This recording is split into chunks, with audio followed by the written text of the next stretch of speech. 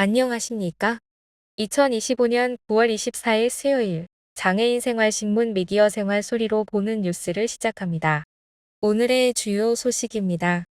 하나, 장애인 건강 치과 주치의 시범사업 참여율이 최근 5년간 늘었지만 여전히 전체 장애인 대비 1%에도 못 미치는 것으로 나타났습니다. 둘, 투석 중인 신장장애인이 요양보호사 시험에 합격하고도 소변검사 문제로 자격증 발급이 거부되는 사례가 잇따르고 있습니다. 셋. 제22대 국회에서 발의된 청년정책 법안 42건 가운데 장애 청년 관련 법안은 단 한 건에 불과한 것으로 두서됐습니다. 넷.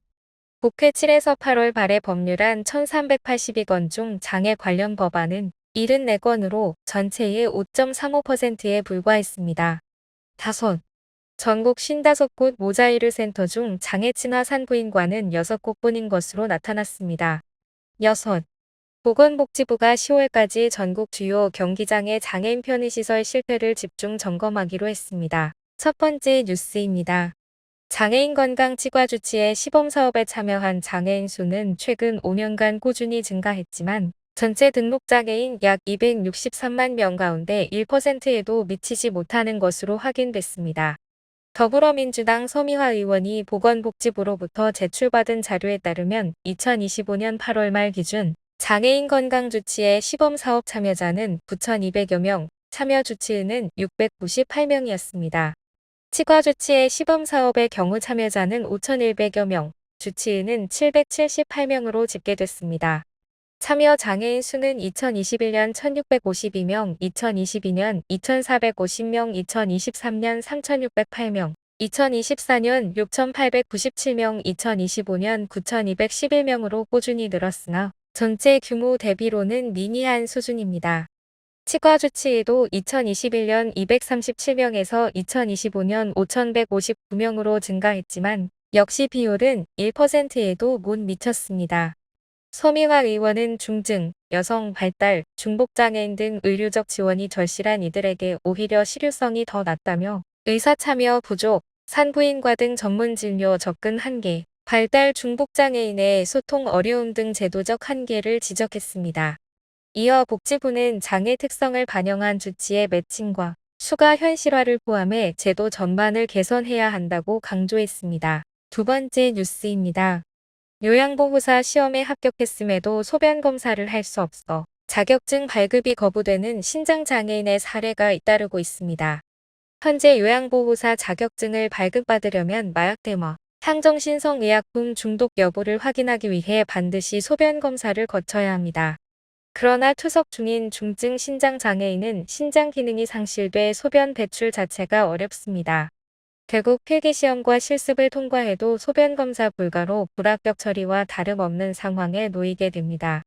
실제로 신장장애인 A씨는 모든 과정을 마쳤지만 소변검사를 할 수 없어 자격증을 받지 못했다며 취업을 막는 또 다른 벽을 느낀다고 호소했습니다.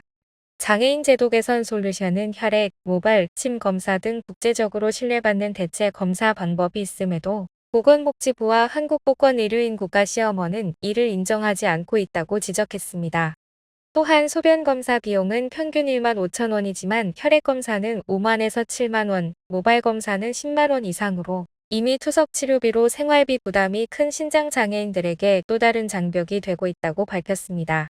솔루션은 보건복지부와 국가시험원, 시작 초에 대체검사 인정, 의료기관 가이드라인 마련 대체검사 비용 지원을 요청하며 전국 12만 명이 넘는 투석 환자가 기본적인 취업 기회를 박탈당하는 것은 헌법상 기본권 침해이자 장애인 차별금지법 위반이라고 강조했습니다. 세 번째 뉴스입니다. 제22대 국회에서 발의된 청년정책 법안 42건 가운데 장애 청년 관련 법안은 단 한 건에 불과한 것으로 나타났습니다. 한국장애인재활협회는 장애 청년 공약 정책 제안 모니터링 보고서를 발표하며 청년 정책에서 장애 청년이 소외되고 있다고 지적했습니다.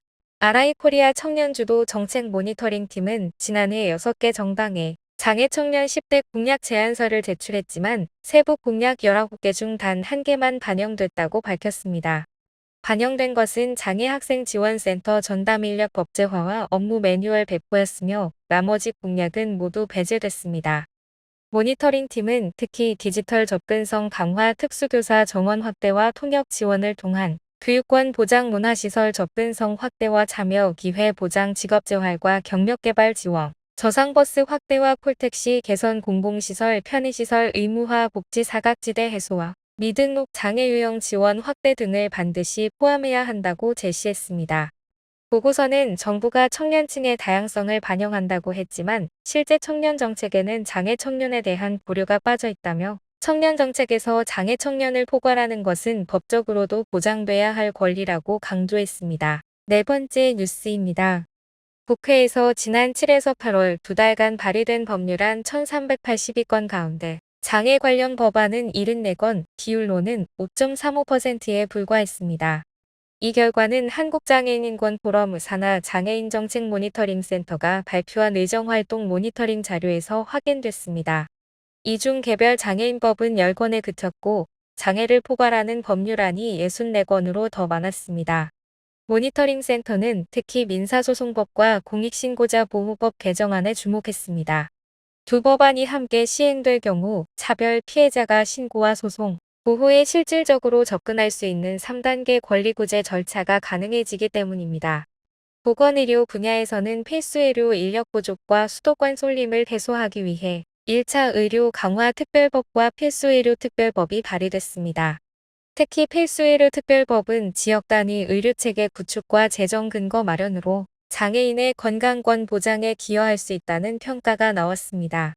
사회교육 경제 분야에서는 경계선 지능인 평생교육지원법안, 사회연대경제기본법안이 발의됐습니다. 모니터링 센터는 이 법안들이 권리구제 경로를 확장하고 건강, 교육, 고용 기반을 강화하는 계기가 될 수 있다며 국회의 권리구제 패키지 처리 보건의료 법안 재정 인력 설계 강화 교육 경제 법안 보완을 촉구했습니다. 다섯 번째 뉴스입니다. 전국 55개 모자의료 센터 중 장애 친화 산부인과로 지정된 곳은 단 6곳에 불과한 것으로 확인됐습니다. 모자의료 센터는 고위험 산모 진료부터 신생아 집중 치료까지 가능한 통합 진료기관으로 2008년부터 보건복지부 공모를 통해 지정 운영되고 있습니다. 그러나 장애 여성이 이용할 수 있도록 설계된 장애 친화 산부인과는 서울대병원, 국민건강보험공단 일산병원, 전주예수병원, 전남대병원, 인제대 부산백병원, 울산대병원 등 단 6곳뿐입니다. 국민의힘 김예지 의원은 장비와 인력을 추가 지원하면 충분히 확대 가능하다며 저출산 시대의 장애 여성 또한 병원 이용에서 차별받지 않도록 정책적 관심이 필요하다고 지적했습니다.